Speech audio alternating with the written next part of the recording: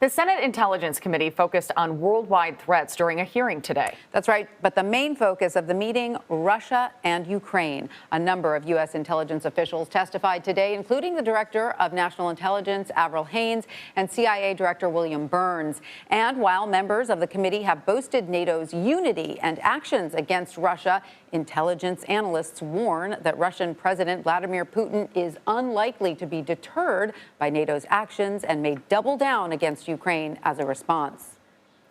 Lots to get through. CBS News congressional correspondent Scott MacFarlane joins us now with the latest on Capitol Hill. Scott, thanks so much for being with us. Can you just break it down for us, the new information that we've learned about Russia and Ukraine during today's intelligence hearing? Yeah, these top national security officials made it pretty unambiguous that their estimate is that Vladimir Putin greatly underestimated the resiliency of Ukraine and greatly overestimated how quickly the Russian forces could take Kyiv. It's clear the resiliency is stronger than the Russians believed, and that complicates matters greatly for Russia. They were hoping, according to national security estimates, to take Kyiv before NATO could muster its support, its organization to counter the Russian efforts. That means that Vladimir Putin is in a corner, and according to national security officials, he is not likely to yield. He is likely to escalate. And the national security officials briefing the Senate today made it pretty clear. You have a less than rational actor who's in a corner, which raises the threat specter even higher.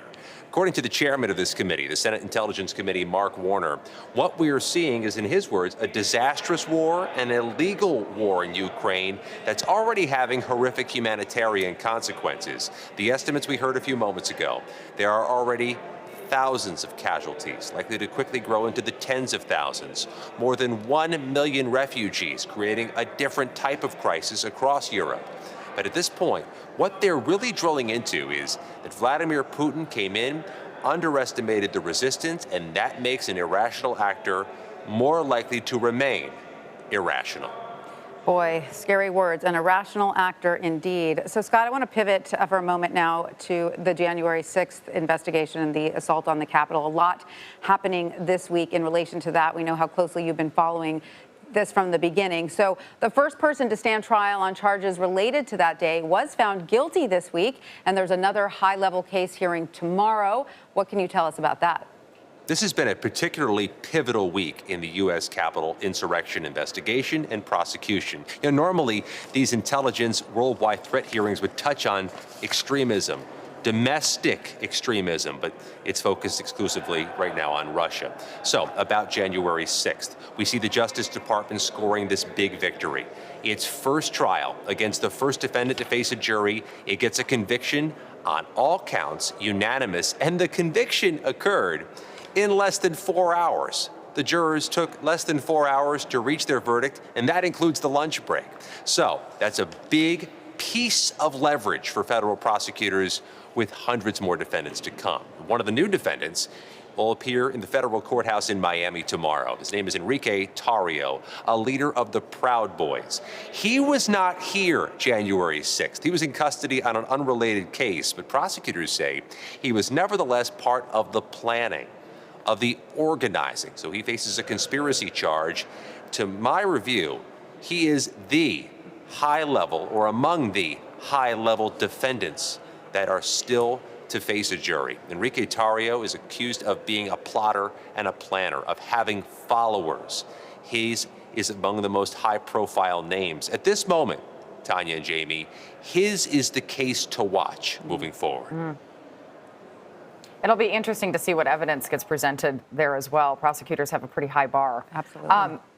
Scott, on Tuesday, you asked House Democratic Caucus Chair Hakeem Jeffries about rising gas prices and what the federal government and private sector should do to try to ease that. Let's go ahead and listen to what he had to say. I think everything should be on the table in terms of an all-hands-on-deck approach. It's not just an all-of-government moment. It's an all-of-America moment, and it's an all-of-the-free-world moment. Because this is really a conflict between democracy and autocracy, and a very deadly, lethal, brutal enemy in Vladimir Putin.